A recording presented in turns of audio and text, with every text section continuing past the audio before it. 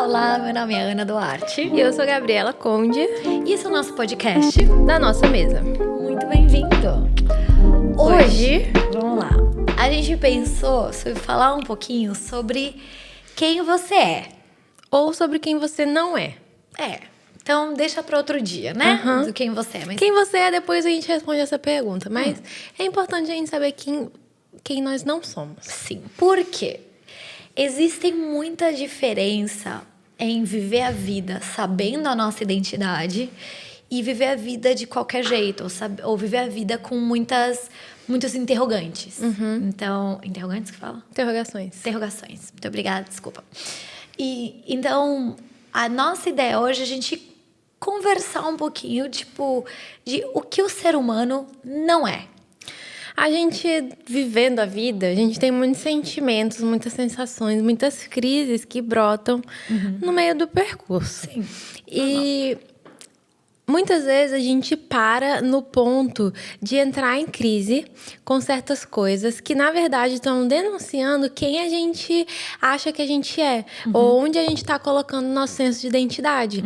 Então, por exemplo, a gente fica muito em crise, muito frustrado com o trabalho e a gente sente pessoalmente atingido e ferido se alguma coisa não dá bem no trabalho. Quando, é abalado se você é promovido ou não, como te enxergam, se te entregam alguma coisa para fazer ou não, ou se te retiram de uma posição e te colocam em outra.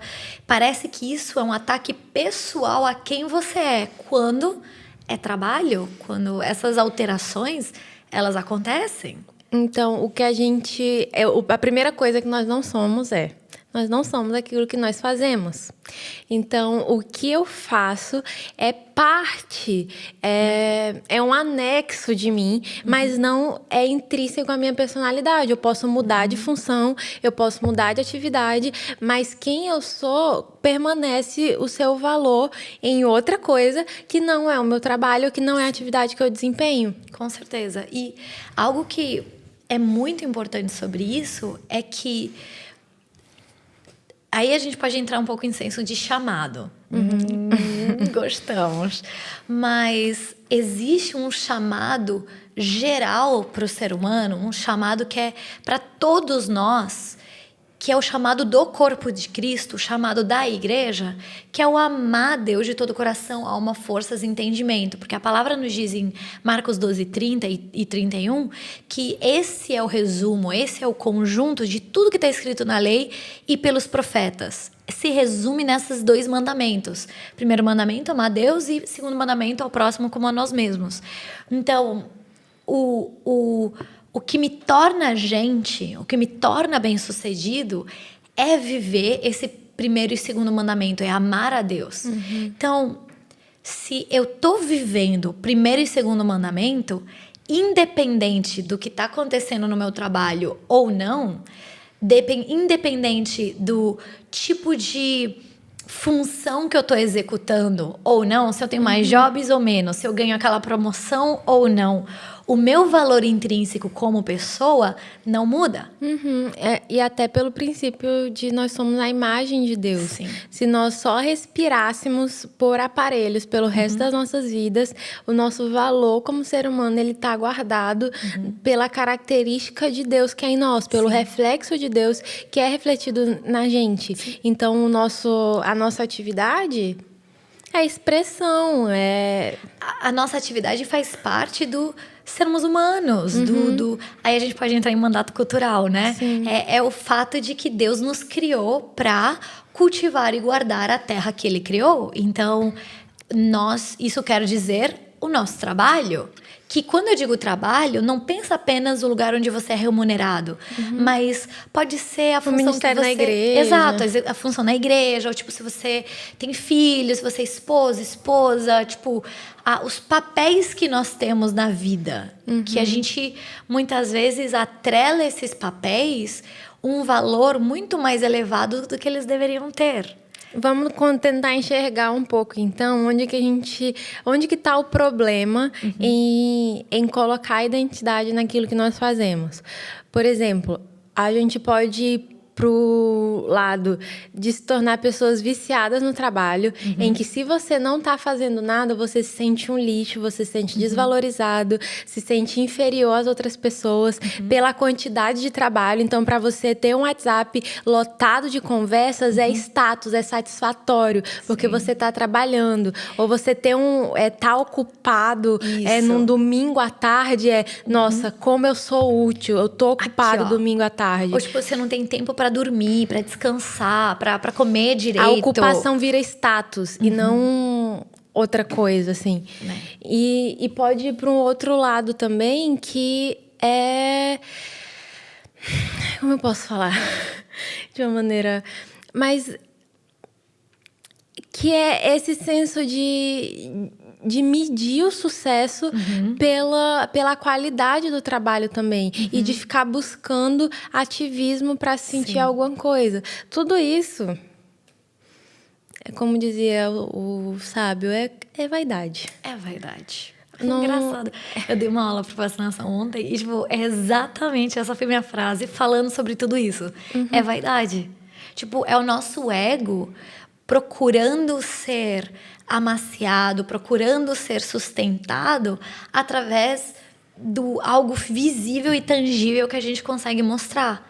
Então, o trabalho é algo que eu enxergo que eu estou produzindo isso. Eu enxergo as horas da minha agenda que estão ocupadas. Eu enxergo o WhatsApp lotado. Eu enxergo as noites sem dormir viradas porque eu tenho que entregar jobs. Ou tenho coisa para fazer. Ou reunião de igreja, ou quantos cultos que você lidera. Enfim, quanta gente você está discipulando, sei lá. E tudo isso acaba sendo idolatrado. Sabe? A gente começa a idolatrar o estar ocupado e o nosso ego começa a falar mais alto. Porque quanto mais afazeres eu tenho, é que a minha importância vai aumentando. Vai crescendo. Então, tudo isso é o nosso ego pedindo. É o nosso ego clamando, é o nosso ego querendo mais. Agora, eu não quero dizer pra você virar uma ameba. Sim. Não é isso que a gente tá falando. Nisso. Não, o nosso problema não é com o trabalho, com trabalhar duro, com trabalhar bastante. Trabalhe. Trabalhem. E essa questão de... Voltando pra Gênesis 1, quando a gente vê a criação do homem, o homem foi colocado no jardim, o homem, humanidade, foi colocado no jardim para produzir, para ser parceiro de Deus na criação do Senhor. Então, nós temos isso, faz parte da nossa identidade, o trabalhar. Sim. Então, o problema não é o trabalho em si, o problema é a nossa validação dentro do trabalho. Onde que a gente colhe, porque Deus criou o trabalho para o homem para o homem ser expressão de Deus na criação, manifestando quem Deus era a partir do que ele fazia. Mas aí a gente coloca, como a frase é super conhecida, de que o trabalho nos dignifica. E a nossa dignidade não pode estar no trabalho, porque se um dia eu sofrer um acidente, ficar paraplégico numa cama para sempre, mano, a minha dignidade, ela não pode ser roubada. Eu continuo sendo uma pessoa com valor. Com valor, então esse é um lugar de cuidado, assim, porque o nosso coração, ele pode transformar coisas boas e usar de forma errada. E o trabalho é uma delas, porque o trabalho é bom, mas se eu uso ele, faço dele um Deus, que é onde eu tô colhendo afirmação, identidade, eu uso ele mal. E eu penso que até às vezes traz travamento, medo, em vez de eu fluir e sonhar, e expandir e fluir naquilo que eu faço, eu fico travada, porque se eu errar, é definidor. Se eu errar, se eu me frustrar no trabalho, se eu tiver um fracasso, se eu tomar uma decisão errada, mano, eu sou um lixo. Eu sou o fracasso. Não é que aquele projeto não deu certo, ou não aconteceu, ou deu um problema. Não. Eu sou o problema. Eu sou o fracasso. Sim. E, beleza, talvez você não ache isso no seu trabalho laboral, que você recebe eu ia falar olerite. Nossa, quem mais recebe olerite no Brasil? Ninguém. Enfim, que você recebe um salário. Mas talvez você enxerga isso dentro de áreas que você serve na igreja. Então, se te tiram do louvor, ou se você não tem mais tempo para estar no louvor, ou para estar no meio dos jovens, ou liderando alguma coisa, você é o pior dos cristãos, você não existe, você, mano, apostatou. E dentro da igreja tem muito aquilo da classificação hierárquica dos cargos. Aham. Então, eu sou líder de louvor, eu sou da diaconia que tá cuidando do culto e tirando o lixo do banheiro ali durante o culto.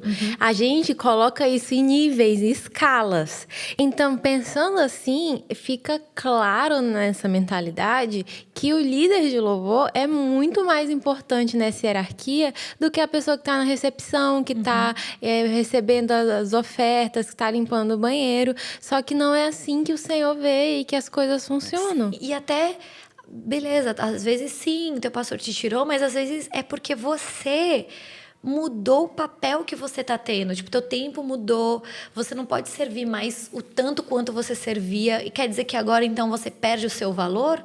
E eu acho que aí entra essa questão dos papéis que nós temos nas nossas vidas. Você não é apenas uma coisa. Então, eu começo a minha jornada sendo filha, certo? Filho, se você é homem. Depois nós passamos para outros papéis, vão entrando na nossa jornada. Tipo, marido, esposa, mãe, pai. Então, funcionário ou empreendedor, ou, enfim, o que, sabe assim, líder de célula ou porteiro da igreja. Enfim, são só mais atividades, papéis que você tem, tipo, dentro de quem, dos afazeres que você tem na vida, porque isso faz parte do cultivar e guardar. Sim. Isso faz parte do mandato cultural. E segunda coisa que nós não somos, definitivamente nós não somos, é que nós não somos aquilo que nós sentimos. Isso é muito delicado. Porque nos nossos dias a gente vive tão movidos pelo eu sinto. Quando acontece, você falou tal coisa e eu me senti. Tudo é subjetivo. Tudo o é muito sentimento importante. É super valorizado. Muito valorizado, né? Acima de conceitos, acima de Bíblia. De valores. Acima de valores. Isso tipo, é muito a bom. verdade fica relativa porque eu posso sentir qualquer coisa. Então, o que eu senti se torna a verdade daquele momento. Que pode não ser a verdade do dia de amanhã e nem a verdade bíblica. Absoluta das coisas. Não existe mais verdade absoluta, no caso. Nós somos reféns daquilo que nós ficamos sentindo. Eu me sinto feliz nesse relacionamento, então eu continuo. Se eu não me sinto feliz, então eu vou embora. Todas as decisões são pautadas nisso. E se torna um lugar muito perigoso pra gente. Porque a gente é uma montanha russa. De emoções. Mulherada sabe o que é 4 semanas no mês de uma mulher, Brasil. Uma semana a gente tá se sentindo linda, maravilhosa. Outra semana a gente tá mais ou menos. A outra a gente já tá com ódio da gente e do mundo. E a outra a gente tá no lixo. Então, se eu fosse o que eu sentisse... É volátil demais. A gente nunca ia conseguir construir nada. A gente nunca seria... E eu não só falando mulheres. Tipo, homens e mulheres, nós seríamos tão não sólidos. Sim. E eu acho que quando a gente olha para a palavra, por isso que nós vemos muito a expressão de sentimentos nos Salmos, por exemplo. E eu gosto muito do jeito que Davi se relaciona com os Salmos, porque ele é, rasgado. Então, ele não finge que não está sentindo, mas ele entrega o sentimento pro Senhor. Sabe? Ele fala, cara, tô me sentindo abandonado. Deus, onde tu estás? Sim. O que aconteceu? O peso dos meus ossos é tanto, parece que eu tô definhando, sabe? Assim, bem dramático, assim. Que é o que ele tá sentindo. Só que como que ele termina? Mas tu és o meu socorro, tu és a minha luz. Mas sempre tu és... com a perspectiva da realidade, do que é imutável, assim. Exato. E a gente sofre muito com isso. Se a gente parar para pensar, assim, em crises, em momentos cruciais da vida, que a gente está muito abalado, que a gente está muito exaltado, sempre tem aquela pitadinha da gente colhendo e adicionando identidade e valor pelo como eu tô me sentindo. Então, um dia foi ruim e daí eu começo a me sentir um lixo. Ou então, a fraqueza, a gente já teve podcast de fraqueza. Sim. E daí eu tô percebendo tudo aquilo, e daí pelo que eu tô sentindo, eu sou fraco, eu sou medroso, eu sou pecador, eu sou isso. Isso determina... O meu senso de valor vai lá pra baixo. E não é um lugar seguro pra colocar o coração. As emoções, elas não foram feitas pra nos liderar. Não foram feitas pra ser líder e cabeça das nossas vidas. Elas são uma bênção pra serem expressão, pra manifestarem, pra servirem o que é real, o que como fala? Sólido e inegociável. E não para que elas liderem e destruam toda a solidez e constância que a nossa vida pode ter. Ó, vou dar um exemplo super simples. Você tá em algum lugar e você bate um olho em alguém e você sente que a pessoa tá fria contigo. Ou você sente que a pessoa, tipo, fez uma cara, sabe assim, torta pra você. Só que assim, você sente que tá uma vibe estranha com a outra pessoa. Só que você não pergunta, você não chega pra ver o que aconteceu, nada. Você só sente aquilo. E aí, o que a gente faz? Nós construímos toda uma teoria ao redor de um sentimento, de um momento. Muitas vezes perdemos a amizade. Nossa, fulano, você viu? Cara, fulano só me olha torto. Porque você sentiu que a pessoa te olhou torta naquele momento. E o sentimento vai só liderando. E daí não tem nada com nada. Não é real. Você perguntou pra pessoa se aconteceu alguma coisa? Você perguntou? Tipo, teve um diálogo? Normalmente, a gente não pergunta. A gente só projeta. E aí, o que acontece quando a gente projeta? Se cumpre. Porque a gente tá procurando aquilo que a gente tá projetando. Então, a gente vai achar o que a gente procura. Então, até que a pessoa realmente esteja estranha. Porque daí eu fiquei estranha. Porque eu tô estranho. E daí vai aquela bola de neve. É uma bola de neve absurda. Então, assim, é muito delicado colocar o nosso senso de valor em sentimentos. Porque... E o senso de valor do mundo que nos rodeia também em sentimentos. Porque tem vezes em que talvez você não vai se sentir valorizada, sei lá, pela liderança da tua igreja. Ou você não vai se sentir vista. E então você vai embora? Você vai largar tudo? Tipo, matrimônio. Hoje em dia, olha o índice de divórcio que existe dentro da igreja. Porque eu acho que a maioria da galera que conversa com a gente, que ouve esse podcast, é cristão, evangélico. E, gente, quantos divórcios não tava mais não feliz. tem? Não tá, mano, Separei porque... Mas, meu Deus! Tipo...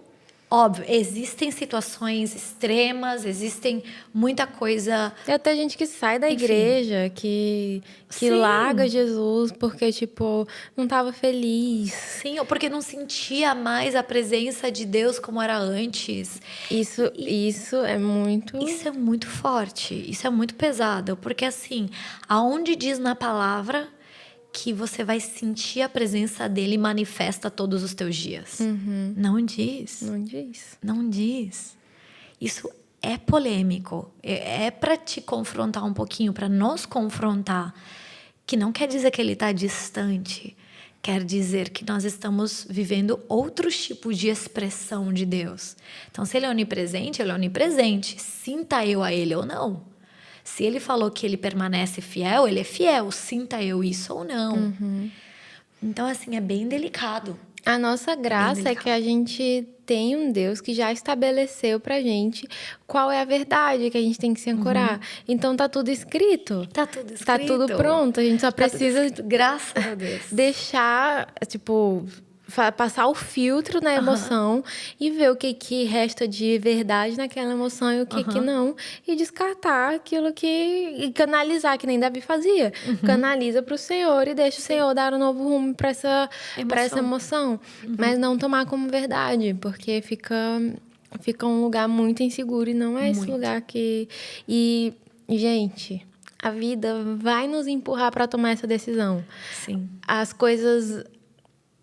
vai passando os 20, 23, 24, 25 e vai.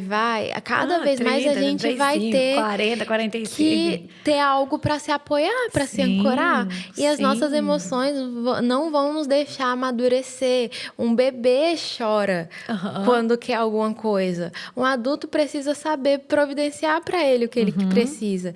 E faz parte do amadurecer viver e decidir com base no que é certo, no que é errado, no que é princípio, no que não é, e não só no que eu sinto. Então a gente encontra mais hoje, muito mais adultos infantilizados que choram como bebê diante de situações que poderiam decidir.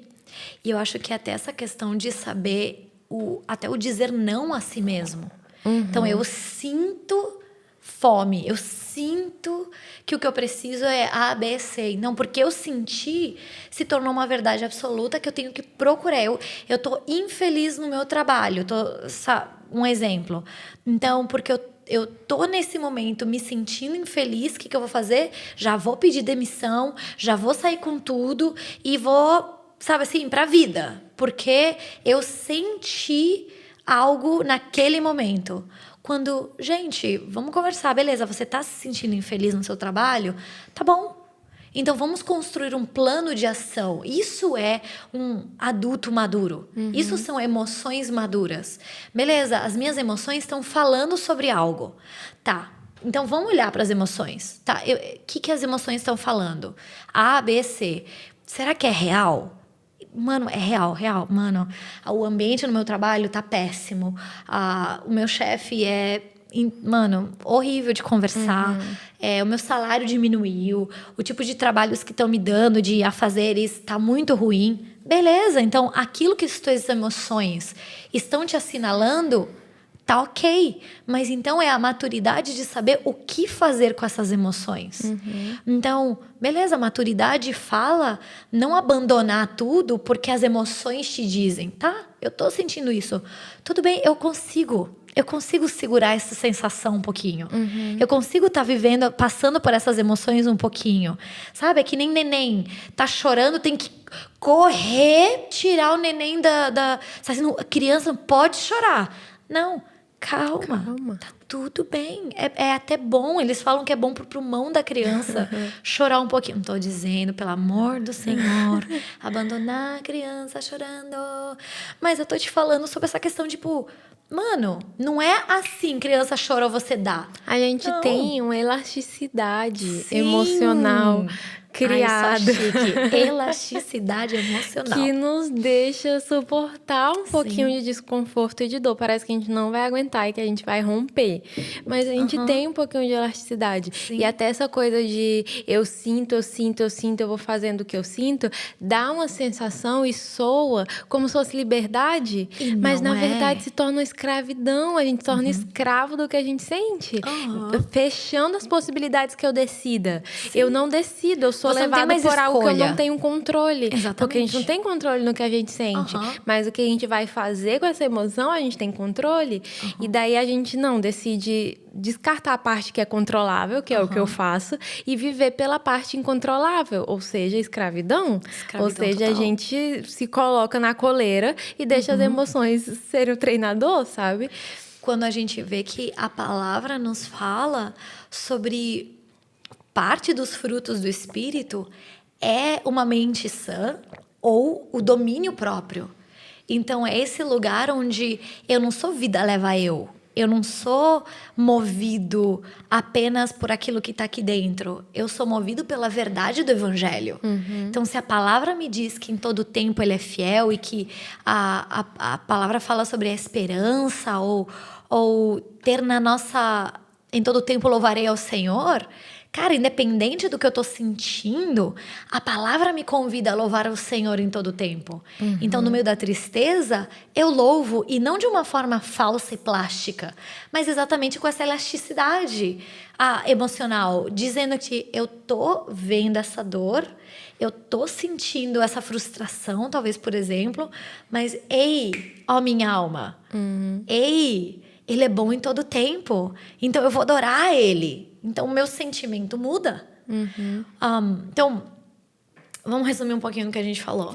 Então, vamos lá. A gente falou que nós não somos aquilo que... Nós fazemos E nem o que... nós sentimos. Fazer. Porque nossos rótulos, nossos afazeres, eles mudam e se transformam demais durante toda a nossa vida. E o nosso ser... E o nosso sentir, porque as emoções são servas da nossa vida, da nossa personalidade, daquilo que nós fazemos, e não as líderes e a cabeça sobre a nossa vida. A cabeça da nossa vida é Cristo. E o nosso valor está preservado em Cristo também, não no nosso trabalho, nas nossas emoções. Que aí entra... Isso é boa notícia, né? Isso é muito boa notícia. Que aí isso entra o Imago Dei, né? Que nós somos feitos, que você estava falando no início, que nós somos feitos à imagem de Deus. Então, esse é o meu valor. Quanto mais eu me pareço com Ele, mais eu entendo o valor que eu tenho. Quanto mais eu descubro quem Ele é, mais eu entendo quem eu sou. E, portanto, eu tenho mais valor aos meus próprios olhos. Então, é uma jornada de descobrimento, não pelo que eu faço e não pelo que eu sinto, mas por quem Ele diz que eu sou. E esse é assunto para um próximo podcast. Fechou. Então, ficamos aqui. Tchau.